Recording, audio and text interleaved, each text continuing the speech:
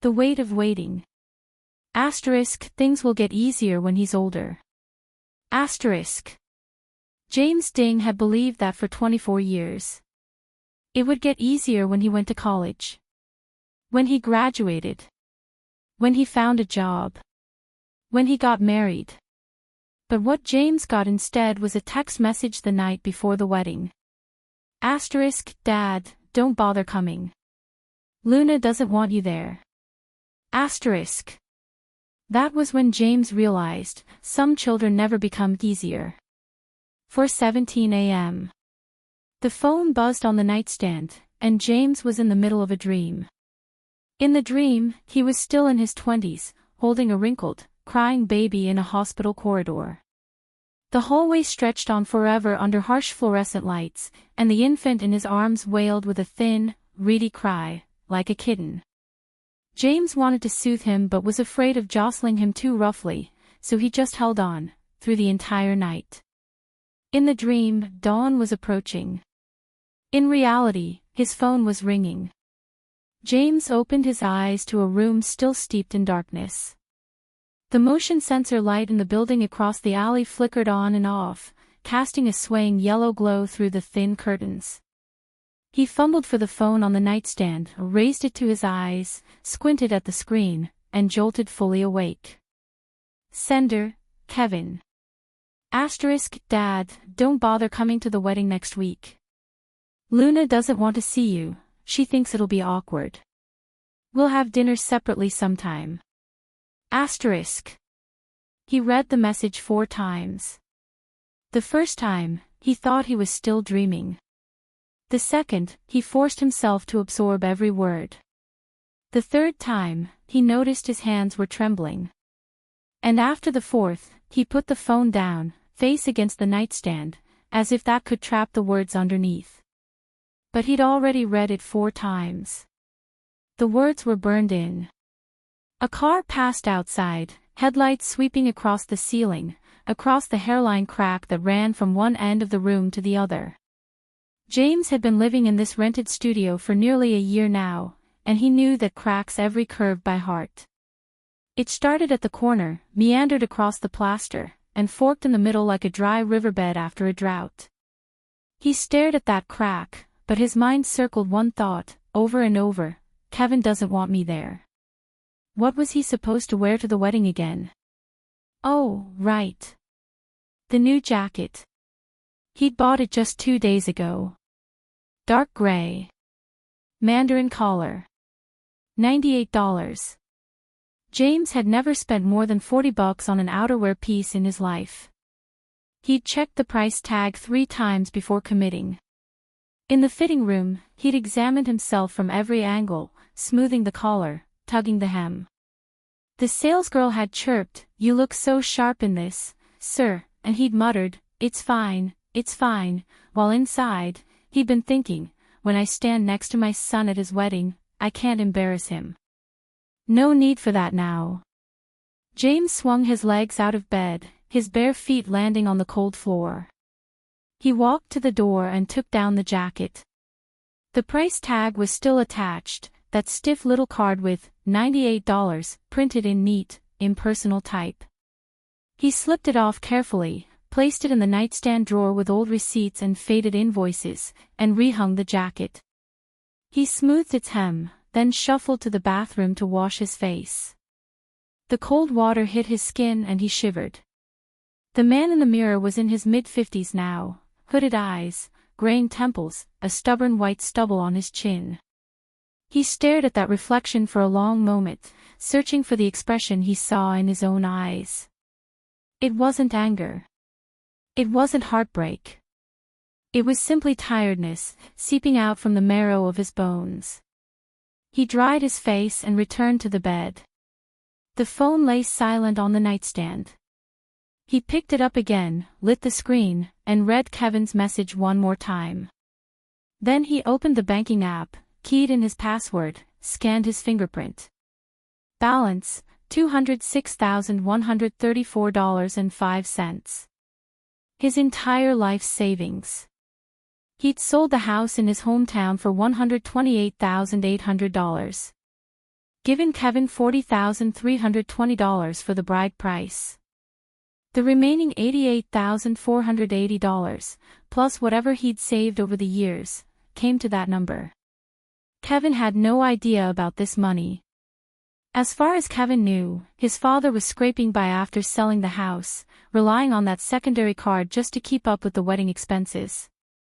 That secondary card. James had opened it 7 years ago, when Kevin was a sophomore in college. His son had said all his friends had bank cards for mobile payments, and it was inconvenient not to have one. So James went to the bank, set up a joint debit account, kept the primary card for himself, and handed Kevin the secondary one. Every month, he transferred his son's living expenses, at first $280, then $400, then $560. Sometimes Kevin said he needed new textbooks, sometimes his phone broke, sometimes he didn't say anything at all, just send a text that read, "Dad, send some money." And James always sent it. Every time. Without fail. For 7 years, James had never checked Kevin's secondary card statements. Once, Kevin told him he needed a new computer, and James transferred $700. Later, he found out the money had gone toward a trip Kevin took with friends. He didn't say a word, just transferred another $420 for a used laptop. This morning, James lowered the limit on that secondary card to $0. Then he transferred the main account balance to another savings account, leaving only $140 in checking. His hands were steady as he did all this. They'd been just as steady the year he broke his leg at the metal factory, when he'd signed his own surgery consent form in a hospital bed, alone. Kevin was in high school then, boarding at school. James had asked Auntie Lou not to tell him. He spent 3 months in the hospital, his medical bills cobbled together from loans from coworkers. He left the hospital 20 pounds lighter. Kevin came home for summer break and said, "Dad, why are you so thin?" James answered, "Work's been tiring." He turned off his phone and pulled the blanket up to his chest. The crack on the ceiling was still there, gray, quiet, keeping him company as he waited for dawn. He closed his eyes, but sleep didn't come. All he heard was the echo of Kevin's words, each syllable bouncing around his skull, *, "Don't bother coming. Doesn't want to see you. Awkward. *. Dawn finally arrived. Sparrows chirped outside, a motorcycle engine coughed to life below, sputtered, and faded. James opened his eyes and checked his phone, 6:28 a.m. Time to get up. Saturday meant going to the market early, late, and the produce wouldn't be fresh. He put on his old shirt, grabbed his worn canvas tote bag, and walked out the door. Chapter 1. Kevin and Luna arrived at 9:30 on Saturday morning. The taxi dropped them at the entrance of James's neighborhood. Luna stepped out first, paused, and surveyed her surroundings with obvious distaste. The complex was old, paint peeling from the outer walls in irregular patches, rusted iron bars on the first-floor windows, balconies stacked high with cardboard boxes and cast-off furniture. One apartment's balcony looked like a landfill suspended in midair. The guard booth at the gate sat empty, a broken pane of glass held together with yellowing tape. "You let your dad live here?" Luna asked, her brow already furrowed.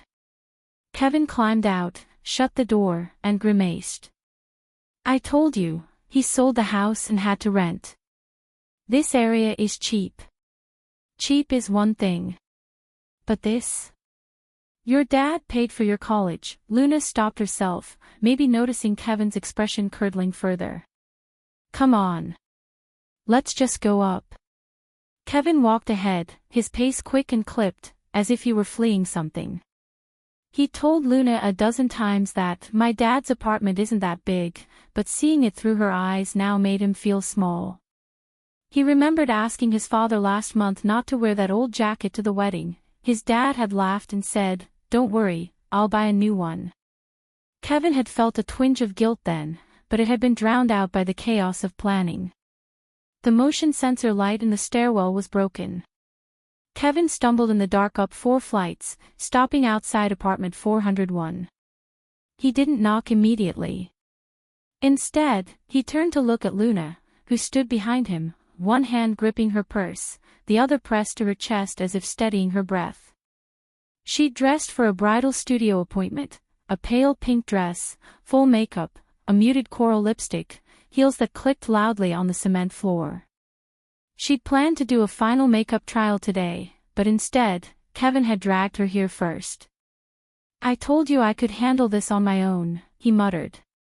"You handle it? You sent that text and he didn't even reply. We need to ask him about the card, the hotel's been waiting for the final payment." Luna glanced around the stairwell and added, "Besides, I want to meet your father. It's only right before we get married." Kevin didn't answer. He rapped twice on the door. No answer. 3 more knocks. Still nothing. He reached for his phone to call, but the door swung open. James Ding stood in the doorway. He wore a pale blue cotton shirt, faded from so many washes, its sleeves rolled to the elbow, revealing lean, sinewy forearms. His feet were in worn slippers, a small hole at the big toe. He didn't seem to care. His gaze moved from Kevin to Luna, and his expression was flat, a quiet, unsurprised calm. "Dad." Kevin's voice carried an edge of impatience. "Why's your phone off? I called you dozens of times." "Battery died." "It's charging." James stepped aside. "Come in." Kevin strode in first. Luna followed, her heel catching on the low doorframe. She steadied herself against the wall. James noticed but said nothing. Once they were inside, he closed the door and sat back down on the plastic chair by the folding table. The apartment was tiny. 1 bedroom, 1 living room, the latter maybe 120 square feet, furnished with a worn floral sofa, its blue-gray slipcover frayed at the edges. A glass-topped coffee table held a thermos and half a pack of cigarettes. A vintage refrigerator hummed in the corner. On the windowsill sat a row of enamel basins planted with scallions and garlic sprouts, their bright green leaves the most vibrant thing in the room. No television. No air conditioning. Not even a decent appliance. The only decoration was a calendar from the previous December, still hanging, untorn. Luna stood in the center, taking it all in. Her gaze skimmed the scallion pots, the chipped furniture, the bare walls, and finally settled on James. Whatever she'd imagined when Kevin said, "Not that big," it wasn't this. No proper sofa. No TV. No place to have a real conversation. "Sit," James said, gesturing at the sofa. Kevin sat first, the springs groaning under his weight. Luna settled beside him, placing her purse on her knees, her hands folded over it. She sat straight-backed, like a job applicant at an interview. James poured them each a cup of tea, jasmine, with broken leaves and a few petals floating at the bottom of white ceramic cups. 1 cup had a chip on its rim. Kevin didn't drink. "Dad," he said, cutting straight to it, "why'd you freeze the card?" James lifted his own thermos and took a sip. "I did." "Why?" Kevin's voice pitched upward. He leaned forward, hands on his knees. "The wedding is next week. The hotel balance, the photographer, the cars, everything was supposed to come out of that card. You cancel it now, what do we do?" "The cancellation fees alone are over $11,000. How am I supposed to handle that?" James set his thermos down and looked at Kevin, the same face he'd looked at for 24 years, from a wrinkled newborn to this man in a sharp suit. He knew every expression, the slight pout when Kevin wanted something, the twitch in the corner of his right eye when he lied, the flaring nostrils when he was angry. But right now, all James saw on his son's face was panic, panic over the money. Not a flicker of concern for his father. No question of "Are you okay, Dad? Just where did my money go?" "Kevin," James said, "when you sent that text, did you think about how I'd feel?" The question hit Kevin like a slap. "What text?" Luna looked up, brow furrowed. "What text?" Kevin's Adam's apple moved. "Nothing." Then, turning back to his father, "Dad, don't change the subject. The money. That text." James cut him off, pulling his phone from his pocket. He opened the message and turned the screen toward Kevin. "The one you sent. Saying I shouldn't come. That Luna didn't want me there." Luna leaned in to read over Kevin's shoulder. Her face went pale. Her eyes whipped to Kevin, confusion hardening into something sharper. "When did I ever say I didn't want to see your dad?" "Luna, you don't." "I'm asking you a question." Luna's voice rose. She pushed up from the sofa, the pink of her dress flaring. "When did I say that?" Kevin reddened. His mouth opened and closed like a landed fish. You said your mom kept asking what my dad did for a living and you didn't know how to answer. So I thought. I said meeting him might be awkward, that was my concern. When did I say he shouldn't come to the wedding?" Luna's words tumbled faster, her chest heaving. "You sent that using my name. Without asking me. You told your father his daughter-in-law doesn't want to see him, but I'm not even your wife yet." Kevin's face flushed deeper. He stood and reached for Luna's hand, she yanked it away. "Talk to your father first," she snapped. "Explain this text." Silence settled over the room, only the hum of the refrigerator and the distant blare of car horns from the street. James sat motionless in his plastic chair, watching the young couple argue in front of him. The scallion leaves on the windowsill stirred in the breeze. Autumn sunlight fell through the north-facing window, drawing a bright quadrilateral on the floor. Finally, Kevin spoke, his voice low and deflated. "Dad. I sent the text. I was scared you'd feel out of place. Luna's mom interrogates everyone. So you pushed me away instead?" James asked. Kevin's lips parted, but no answer came. Luna stood frozen, still breathing hard. She looked at Kevin, then at James, her lips pressed tight, the coral lipstick smudging unevenly. And she noticed something else. James had called her Luna when they walked in, but Kevin had never once introduced her.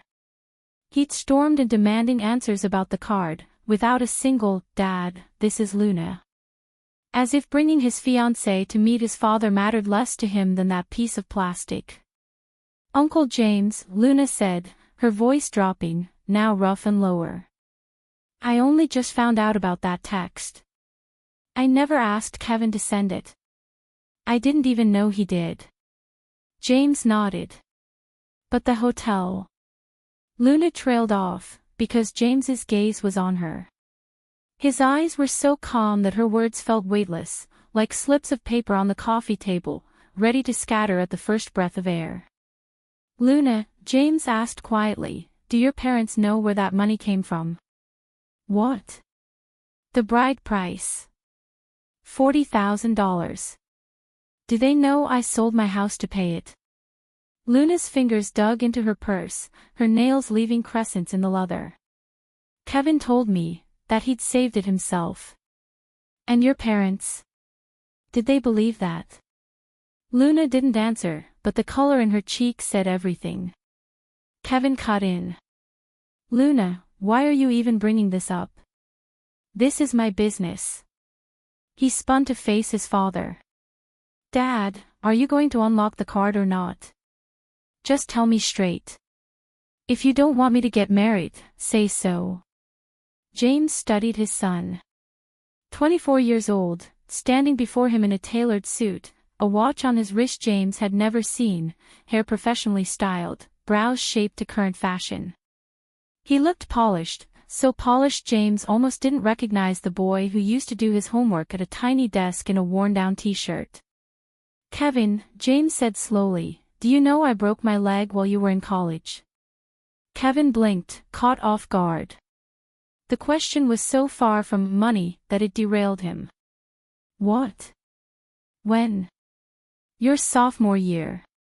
Admitted in November, discharged in February. 3 months. I asked Auntie Lou not to tell you." Kevin said nothing. His eyes flickered, searching his memory, and coming up empty. He genuinely didn't know. That year, he'd been living the carefree college life, joining clubs, dating, singing karaoke with friends, never once wondering where the monthly allowance came from. "And the winter before last," James continued, "when I had a fever of 104 degrees. I lay in bed alone for 2 days. Boiled my own water. Took my own medicine. Where were you?" Kevin's face went white. It came back to him now. That winter, he'd gone to Hawaii for Chinese New Year with friends, posting photos of beaches, barbecues, coconut drinks. His father must have seen them. But his father never said a word. Luna was still clutching her purse, but her face had gone even whiter than Kevin's. She looked from father to son, and in her mind, pieces began clicking into place. Kevin told me his dad ran a business. He said their family was comfortable. He said his dad was too busy to come to the wedding. She believed it because Kevin had said it all so casually. Now, sitting in this tiny apartment with its scallion pots and its peeling paint, she felt heat crawling up her neck. "Kevin," she said, her voice hoarse, "is everything your dad just said true?" "Luna, please. Yes or no?"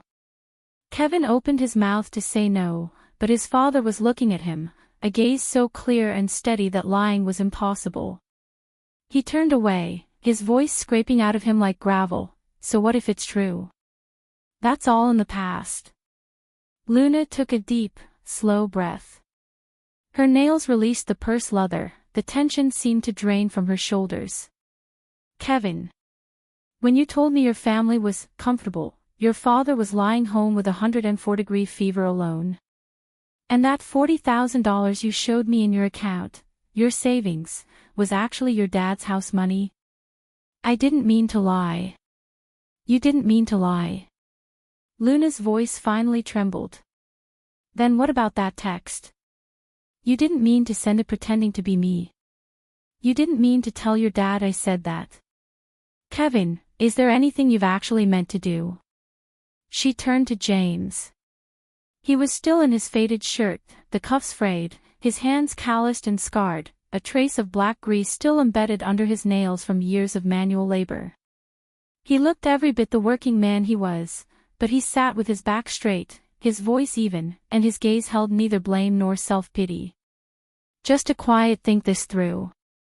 Uncle James," Luna said, her voice almost breaking, "I'm sorry. I didn't know any of this." James watched her for a moment. "You have nothing to apologize for. This is between Kevin and me." Kevin jerked his head up. "What do you mean, between you two?" "Luna's my fiancée. Of course it concerns her." "What are you trying to say, Dad, that I should figure this out myself?" "How? What am I supposed to do?" His voice rose, cracking with frustration, almost a shout. James didn't move. He didn't stand, didn't raise his own voice. He just sat there, watching his son pace the small room like a caged animal. "Kevin," James said. Kevin stopped. "You've come to me for every problem since you were a kid. Which major to pick? Where to intern? When to change jobs? How to buy a house? How to handle your relationships? I don't mind you asking. But Kevin, after you ask, do you ever actually listen?" Kevin froze. "I told you to pick something you'd enjoy. You chose computer science, switched to business after a year because it was too hard. I told you to start small with internships, but you only wanted a big firm, hundreds of applications, no replies, until I called in an old favor. When you switched jobs, I said stability matters. You jumped 3 times in 2 years. How long have you been at this one? Kevin had no answer. You asked me for help every time. And I helped, every time. But have you ever thought, what happens when I can't help anymore? Kevin's lips quivered. He stood in the middle of the room, his suit crisp and his hair perfectly parted, but he looked stripped bare in a winter wind, shivering from head to toe. That text, James said. Do you know what time I saw it? Kevin said nothing. 4 in the morning. I saw it and sat up until dawn. James's voice never rose. When you sent that message, did you think for 1 second about how your father would feel? The room was so quiet you could hear the wall calendar rattling in a draft. Kevin's chest heaved, his hands balling into fists and releasing, over and over. His eyes reddened, but he bit his lip and held back the tears. Then Luna picked up her purse and walked to the door. Not fast, but steady. The pink of her dress caught the light from the hallway, and she turned to look at James one last time, saying 4 quiet words, "Thank you, Uncle James." Then she looked at Kevin, said nothing, and walked out. Her heels clacked down the stairs, receding until they faded completely. Kevin stood at the door, gripping the frame, his back to James. That back was still young, broad shoulders, a straight spine, but his knuckles were white against the wood, his shoulders trembling. James remained seated. He watched his son's back for a long while. "Kevin," he said. "Come inside." Kevin didn't turn. He stood there for nearly 20 seconds. Then he bolted. The security door slammed behind him, the whole floor reverberating. Dust drifted down from the doorframe, hanging in the air, settling slowly. James sat in his plastic chair, listening to the footsteps fade until silence returned. Then he gathered the 3 cups of tea, poured them down the sink, washed them, and set them upside down on the drying rack. A trace of coral lipstick remained on one cup's rim, Luna's. He left it there, like a pink petal fallen in the wrong place. He closed the door and sat back down on the sofa. The room was so quiet he could hear the scallion leaves rubbing against each other in the draft. He glanced over. Behind the door hung the dark gray jacket he'd bought. The tag was already off, its collar neatly folded, its hem resting against the door like a silent, dignified guest waiting to be called. He looked at it for a moment, then stood, took it down, and hung it in the wardrobe with his old shirts and faded jackets. The hangers clinked together softly. He returned to the living room, picked up his thermos, and finished the last of his tea. It had gone cold, but he didn't care. Chapter 2. Kevin burst out of the building, but Luna was already gone. The street was empty except for a stray cat grooming itself by the garbage bins. He called her 3 times, all rejected. The 4th went straight to voicemail. He stood on the sidewalk, the morning sun hot on his scalp. His shirt was crisp and buttoned to the collar, but sweat trickled down his temples, and he barely registered it. His father's words were still looping in his head, 4 in the morning. Did you think about how I'd feel? What happens when I can't help anymore? Each one was a small hammer tapping against his ribs, not heavy, but all landing on the same spot, and the 8 kept building. He didn't know where to go. Back to his rented apartment? Luna wasn't there. It would be just as empty. To the office. Saturday. He scrolled through his contacts, called 2 friends. One didn't answer, the other said, "Busy, catch up later." As he listened to the dial tone, the city felt foreign, disconnected from him.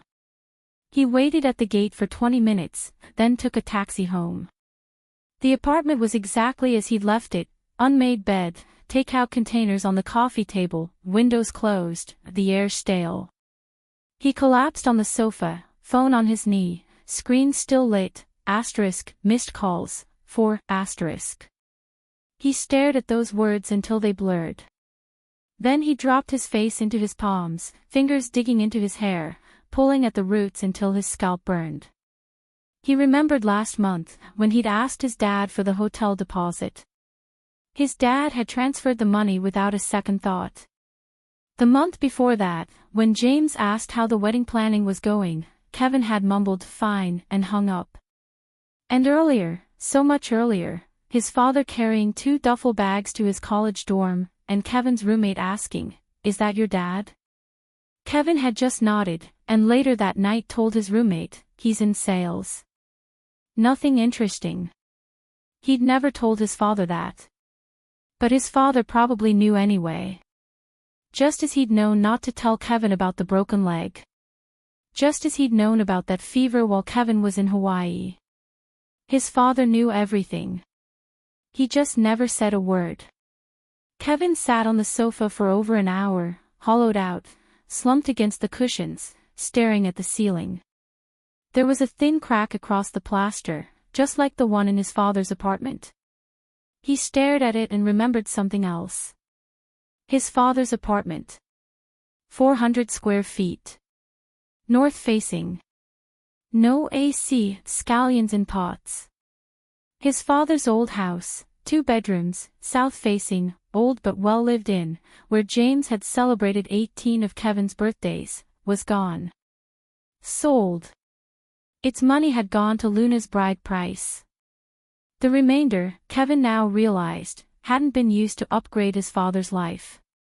It had been tucked away while his father rented a dark little box and woke up at 6:30 every morning, not returning until 10 at night. Kevin sat up straighter. He opened his phone and scrolled through old messages until he found the one from 6 months ago. Kevin, I sold your mother's old house.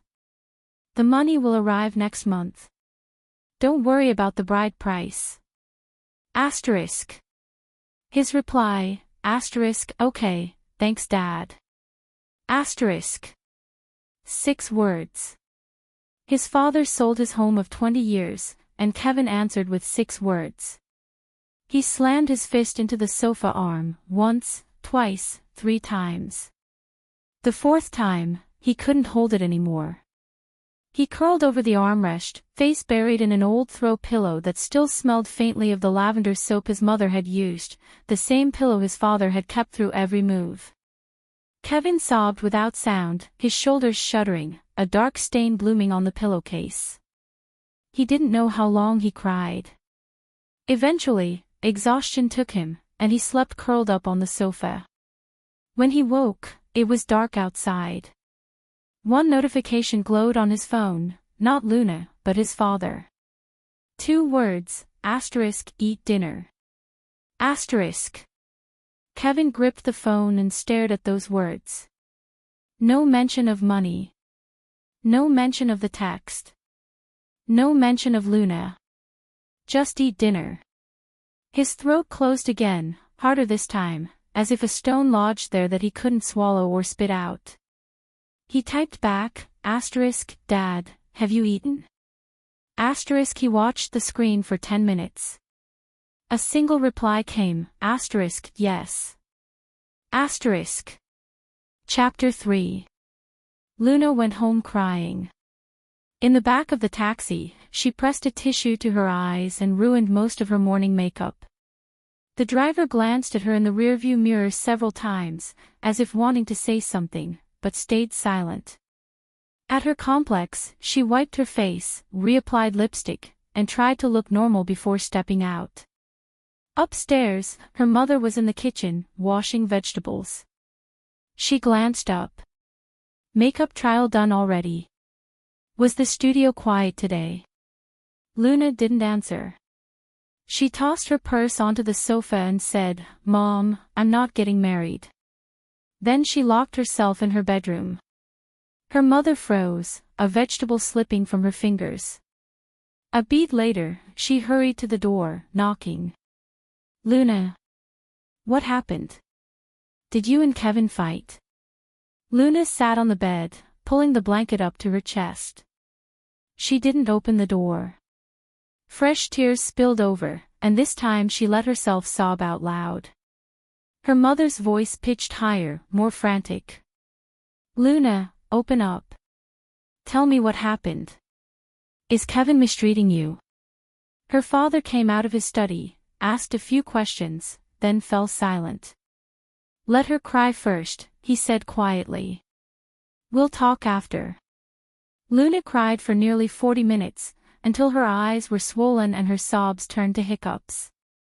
When she finally stopped, she heard her mother and father still in the living room, waiting. She took a long, shaking breath, wiped her face, and opened the door. Her mother shot up, reaching for her. "Luna." Luna shook her head and sat at the dining table. Her mother brought her warm water. She drank half, still trembling. "Mom, Dad. Kevin's father." She looked down at the table, her voice raw. "He sold his house to pay for the bride price. He lives in a 400-square-foot rental. He broke his leg and spent 3 months in the hospital without telling Kevin. He had a 104-degree fever and lay alone for 2 days while Kevin was in Hawaii." Her mother's face drained of color. Her father's brow furrowed. "And Kevin told me his father was too embarrassed to come to the wedding, so he sent a text telling his dad not to come. He used me as an excuse. I never said that." Luna's voice dropped to a whisper. "He told me his family was well off, that his parents ran a business." All lies. Her mother slammed a pair of chopsticks on the table. "That Kevin. He looks decent, but his heart, how could you not see what kind of man he is?" Luna had no answer. She'd known Kevin for 2 years. He was warm, generous, charming, always paying for dates, always saying where I'm from and my family. She thought she'd found someone solid. Presentable. A good match. But now she realized, he had never once let her meet his father. Every time she suggested visiting, Kevin deflected. "Dad's busy, he's traveling, next time." She'd believed him. Now she knew, he'd been hiding the truth. Her father was quiet for a long moment. "Luna," he finally said, "what do you want to do?" Luna stared at the table, her nails picking at her pants seam. "Dad. I don't want to marry him." Her father was silent. "And the bride price?" "That was his father's retirement money. I'll find a way to return it." He nodded and patted her shoulder. "You've always been a good girl, Luna. This isn't your fault. That Kevin, he's the one who didn't act right." He paused. "Think it through. Your mother and I won't push you." Her mother added, "But the bride price, you're right. That's his father's money. We can't keep it. We should return it." That night, Luna ate half a bowl of her mother's noodles, then retreated to her room and opened her phone. Kevin had sent 8 messages, from "Where are you?" to "Let me explain," to "I'm sorry, please come back," to "I'm begging you." She replied to none. She blocked his number. Then she opened her contacts, found a name she'd saved long ago but never called, Kevin's dad, and dialed. It rang 3 times. A calm voice answered, "Hello. Uncle James, it's Luna." "Yes. Uncle James. I'm sorry for today. I'm sorry on Kevin's behalf." Her nose burned as she said it. "The bride price, the money, I'll find a way to pay you back. Please don't worry. I'll..." "Luna." James cut her off. "Yes. That's Kevin's business, not yours. You don't owe me anything. But that money, I gave it freely. I don't expect it back. If you return it, it'll only make me uneasy." Luna gripped the phone, tears sliding down her cheeks, splashing onto the screen. "Uncle James, please take care of yourself. Don't carry everything alone. If you ever need anything, if it's okay, you can call me too. A pause. Okay. After hanging up, Luna placed her phone on the nightstand, turned off the light, and lay in the dark, staring at the ceiling. The image that kept returning was James sitting straight-backed on that plastic chair, and the dark gray jacket hanging behind the door, still crisp and new, never worn to any occasion. She turned over, pulling the blanket tighter, and thought, she wouldn't be attending Kevin's wedding. But if his father ever found someone who truly appreciated him, she'd like to send him flowers. Chapter 4. The next 2 weeks were muddy water for Kevin. After Luna blocked him, he tried calling from other phones. She hung up at the sound of his voice. He waited outside her apartment until dark, but she never appeared. Later he learned she'd gone to stay with her cousin.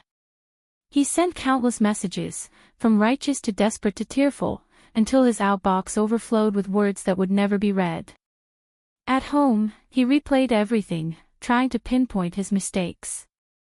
He knew he'd done wrong, but small wrongs, surely. His father had forgiven him, hadn't he? That night James had texted, "Eat dinner," and the next day Kevin replied, "I want braised pork," and James made it for him the following evening.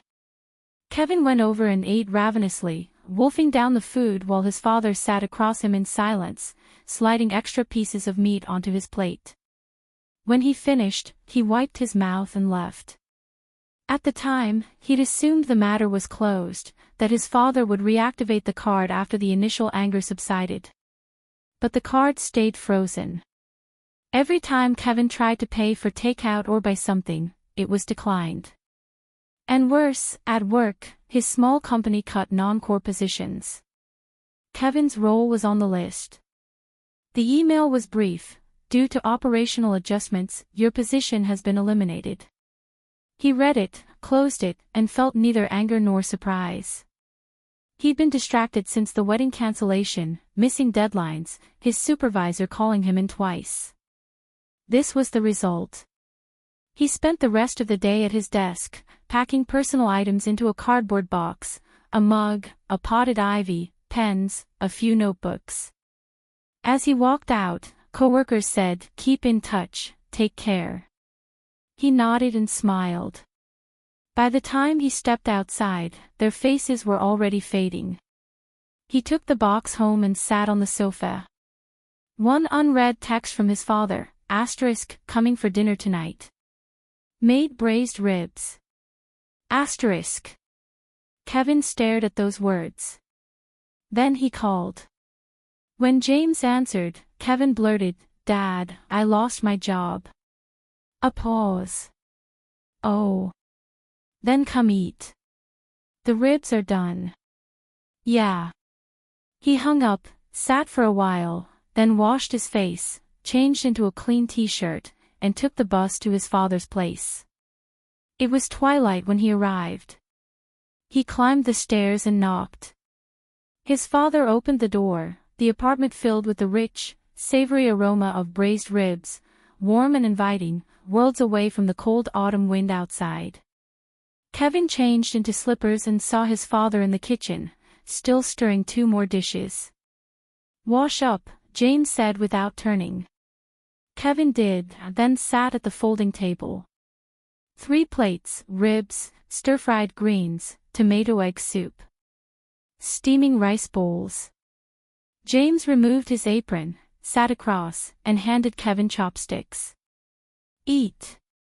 Kevin took a rib. It was tender, the meat falling off the bone in a savory brown sauce. As he chewed, his nose stung.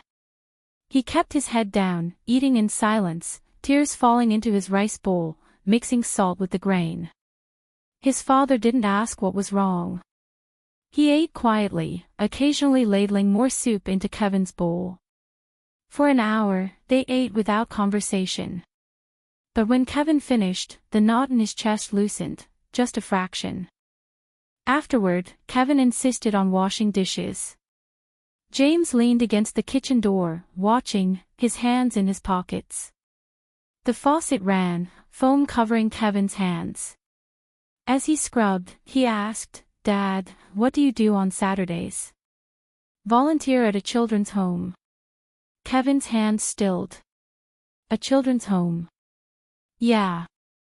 Play with the kids." Kevin didn't press further. He finished the dishes, stacked them in the rack, dried his hands, and turned to face his father. James was still leaning against the doorframe, his expression neutral, but Kevin noticed something. The set of his father's mouth seemed looser than before, not pressed so tightly together. "Next time," Kevin said, "maybe I could come with you." James looked at him for a few seconds. In that silence, Kevin's heart pounded. He braced for "no need," or "you're busy," or another polite dismissal. But James said, "Okay. Saturday. 9 in the morning." Kevin nodded, feeling the stone in his throat shrink just a little more. Chapter 5. That Saturday, Kevin showed up. He woke earlier than he ever had for work, changed into clean clothes, and took the bus to his father's building. James was already waiting at the curb, holding a plastic bag with several cartons of milk and packs of cookies. "Let's go." Father and son rode the bus for an hour, then walked the last few blocks. When they pushed open the iron gate of the children's home, Kevin felt an odd mix of emotions.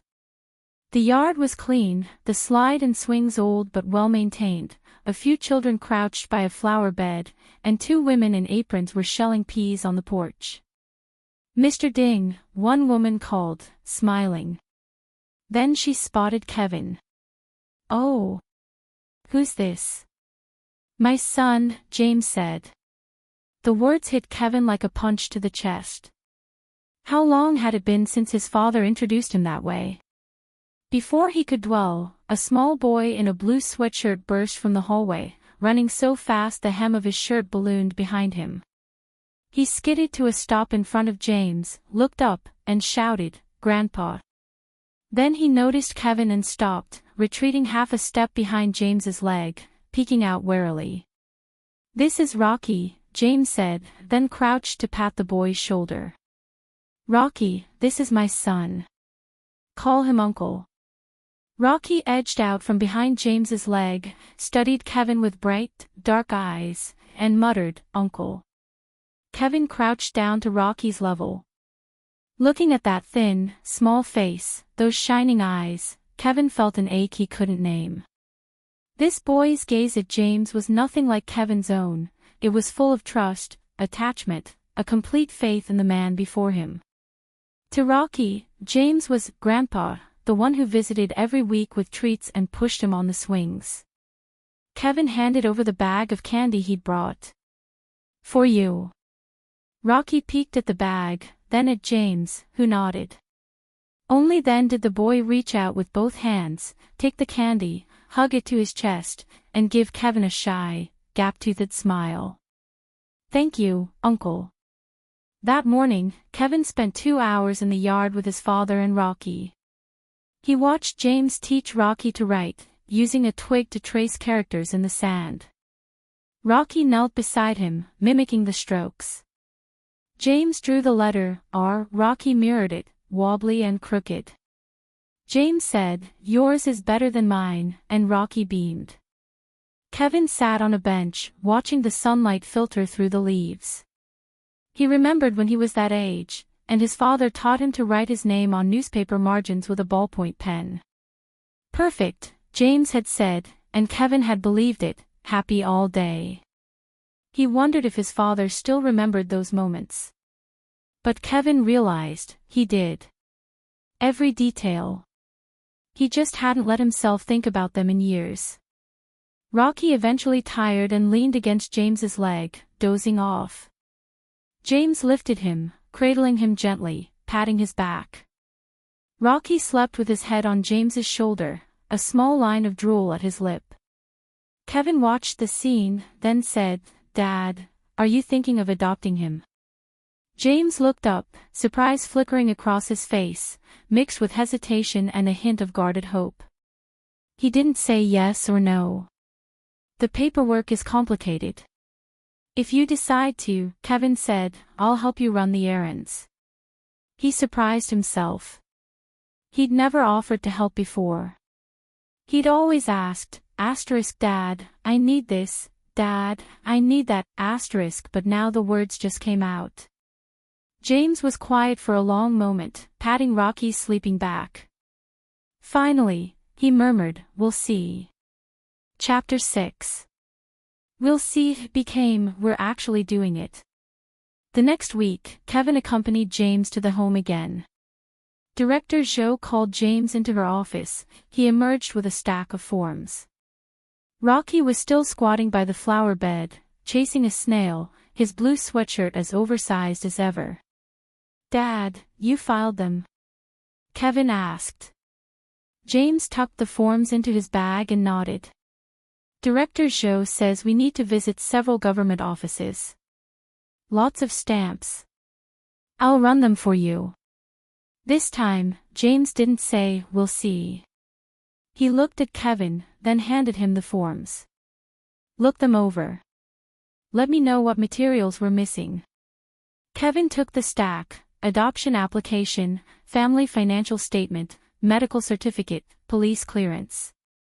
Each page dense with boxes and formal language. His old self would have frowned and walked away.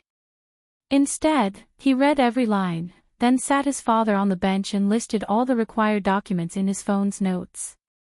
Do you have your birth certificate? He asked. Yes. Medical certificate, we need a checkup. Your employer can provide income proof.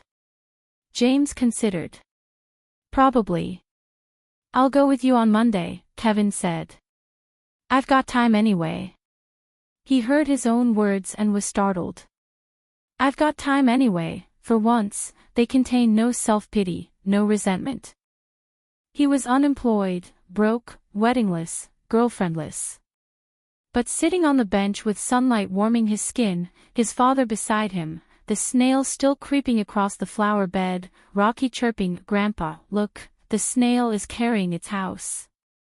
Somehow, it didn't feel so bad. On Monday, he took his father for the medical exam. Tuesday, they visited the neighborhood office for proof of residence. Wednesday, the police station for a background check. Thursday, James's employer gave him the income verification. The HR lady, kind and curious, asked, how old is the child? When James said 5, a sweet kid, a faint smile curved his lips. Kevin watched his father smile. He noticed that when James smiled, the wrinkles at the corners of his eyes lifted like tiny crescent moons. How had he never seen that before? His father had always smiled, Kevin just hadn't been paying attention. Over 2 weeks, they visited nearly a dozen offices, sometimes together, sometimes separately. One by one, the forms boxes filled in, one by one, the official stamps were applied. When the final stamp fell, Kevin stood in the government office corridor, flipping through the completed stack. It felt more satisfying than any contract he'd ever signed. He called his father. Dad, it's all done. We'll submit them tomorrow. A pause on the line. Okay. Just one word, but to Kevin, that okay felt longer and heavier than any reply his father had ever given. Chapter 7. Rocky came home in late October. Autumn had already cooled. James had prepared the south-facing bedroom, a new single bed with a blue and white check duvet, a pale yellow pillowcase, fresh cotton sheets.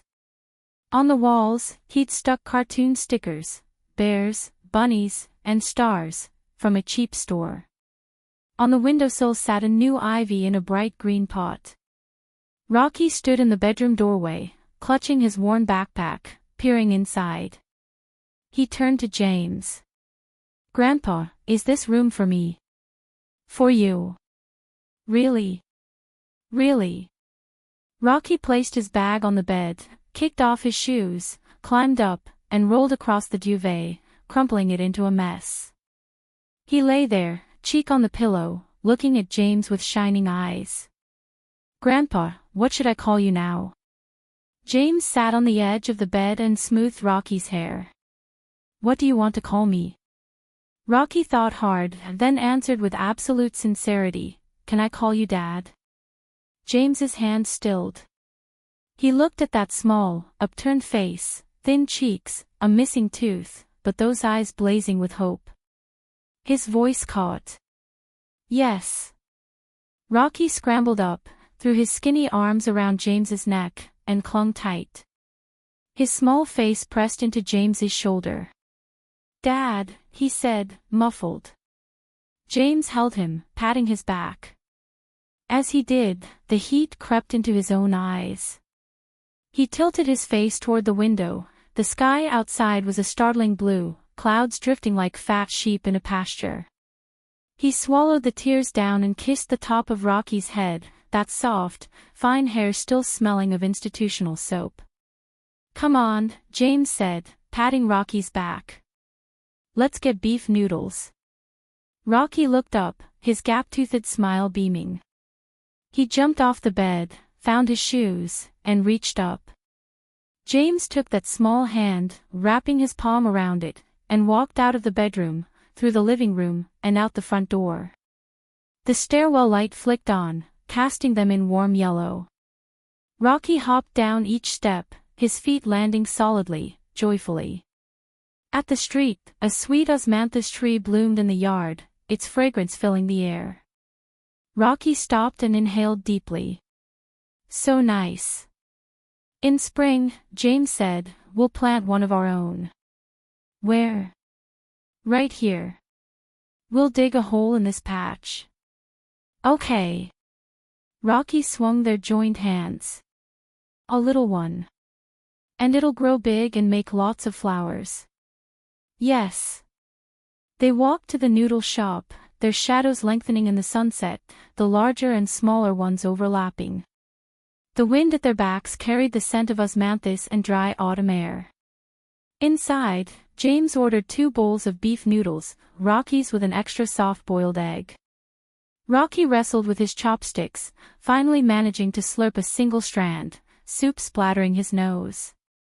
James wiped it with a napkin as Rocky held still and then resumed eating. Through the window, the streetlights came on, casting warm amber rectangles through the glass. The shop was half full, people chatting, scrolling phones, scolding kids to eat faster. Steam rose from every bowl, fogging the windows. James ate his own noodles. The broth was savory, the noodles chewy, the egg perfectly soft, liquid yolk blending with the soup in a comforting richness. He thought of the phone call he'd received the other day, Luna, calling to say she and her father had decided to return the $40,320 bride price. "It's your retirement money," she'd insisted. James had refused, but Luna was firm. "Keep it, Uncle James." "For Rocky." Her voice held the steady certainty of someone who'd thought it all through. The money had appeared in his account. He'd stared at the balance, then transferred it to a fixed-term deposit in Rocky's name. "Dad," Rocky's voice pulled him back, "can I have another egg?" "Sure." He flagged the owner and ordered another. Rocky bounced in his seat. James looked around the warm, noisy shop. Outside, night had fully fallen, the first stars glimmering faintly above the city lights. He took another bite. The noodle was still good. The future, he realized, no longer felt so empty. Chapter 8. The following spring, they planted the osmanthus tree. One March weekend, the ground thawed. James took Rocky to the flower market, where they selected a slender sapling, only a few inches taller than Rocky himself. Rocky insisted on carrying it home, cradling the pot with both arms, stopping to rest 3 times along the way. That afternoon, they picked a patch of dirt below the window. James dug a hole with a shovel, the soil still stiff. Each time he straightened, his joints cracked. Rocky crouched beside him, breaking clods into fine black crumbs, sprinkling them over his own blue trousers. When the hole was ready, James set the sapling in. Rocky held the trunk straight while James packed the dirt around it. Then Rocky filled his little watering can and poured 2 full cans around the roots, the water gurgling into the earth. "Dad," Rocky asked, "when will it bloom?" "Autumn. Keep watering it, and in autumn it'll bloom." "I'll water it every day." "Not every day, the roots will rot." "Every 3 days." "Okay. Every 3 days." They knelt together, watching the little tree. The spring wind was still cool, but sunlight held a promise of warmth, making the sapling's young leaves glow translucent green. Rocky reached out and touched one leaf. It quivered and settled back. "Dad," he said, "when it flowers, can we come see it?" "Yes. Every year." "Every year." Rocky was satisfied. He scooped up a handful of soil and scattered it around the roots, whispering, "You grow well, little tree. I'll come see you in autumn." James listened, and felt the grass blown loose by winter finally take root in his chest. A call came from the stairwell. He turned, Auntie Lou waving, and beside her, a younger man, thinner, darker, hair cut short, in a clean white t-shirt, holding a bag of fruit. "Kevin." He stood a few yards away, not approaching, as if afraid to interrupt. He stared at the old man and the small boy crouched by the sapling, the boy laughing gap-toothed, the father reaching down to ruffle his hair. Kevin watched, frozen. That gesture. He knew it so well. His father used to do that to him. Kevin walked forward slowly. Rocky spotted him, paused, then recognized him. "Uncle." He scrambled up and ran to Kevin, looking up with bright eyes. Kevin crouched, setting the fruit bag on the ground, and met Rocky's gaze. Those eyes were so clean, so full of curiosity about everything in this world. Kevin mussed Rocky's hair. The boy didn't flinch, just grinned. "Dad," Kevin said, looking up, "I brought strawberries. They're sweet." James stood and brushed the dirt from his hands. He looked at the pair kneeling on the ground, the small one poking the fruit bag, the bigger one gently pulling his hand away to keep the bag from tearing. The breeze carried smells of grass and earth, and from a nearby window, the aroma of someone's dinner. "Come on," James said. "Let's go wash the strawberries." Rocky snatched the fruit bag and ran. Kevin shouted, "Hey, slow down, you'll break the bag," but he was laughing. He caught up to his father, walking beside him up the steps. "Dad," he said, "I got a new job. The pay's not great, but it's steady." After my first paycheck," Kevin paused, "I'll take you both out to dinner." James glanced at him. Kevin was looking away, but his ears were red. James didn't say yes, didn't say no, just and climbed the stairs. The motion light flicked on, casting 3 shadows up the wall, a tall one, a medium one, a small one. The tall led, the medium followed, and the small one was already halfway up, yelling, "Hurry. I want the biggest one." James climbed. The stairwell echoed with a child's laughter and footsteps, like a handful of scattered silver coins. At the second-floor landing, he paused and looked out. Through the window, the little osmanthus sapling stood in the fading light, its roots settled deep into the earth. Next autumn, it would bloom. Tiny, fragrant yellow flowers. The whole yard filled with sweetness. He turned and kept climbing. His footsteps mingled with the quick patter above, a duet without a score. From above, "Dad. Uncle. Hurry up." James quickened his pace. The door was open. Warm light spilled out onto the landing like a heated rug. He stepped inside. Rocky had already dragged his small stool to the coffee table, hands cupping a strawberry, cheeks bulging like a chipmunk. Kevin was in the kitchen, fumbling through cabinets, looking for the dish detergent.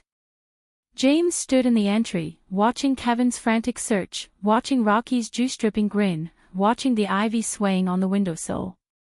He took off his coat and hung it on the hook. Beside it, the dark gray jacket hung too, but he hadn't worn it today. He wore an old jacket, faded but clean, warm and well-fitting. He walked to the sofa and sat down, looking at the small head across from him, sneezing mid-bite. "Wipe your face," James said, handing him a napkin. Rocky swiped at his cheeks and reached for another strawberry. Kevin's voice came from the kitchen, "Dad, where's the dish soap?" "Under the sink, left cabinet, second shelf." "Got it." The faucet ran. The ivy quivered in the breeze. Outside, the little osmanthus tree stood still, waiting for the seasons to turn. James leaned back on the sofa and let out a long breath. That breath had been held all winter, and now it came out, slowly, softly, in this perfect moment. The sweet smell of strawberries hung in the air. Rocky finished his last one, burped, and giggled. James smiled too, without opening his eyes, his mouth curving into a small, calm arc. Outside, the sky hadn't fully darkened, a final brushstroke of sunset lingered over the rooftops, orange and gentle, like a warm line painted across the heavens. The lights were on. Dinner was in the pot. Spring had arrived.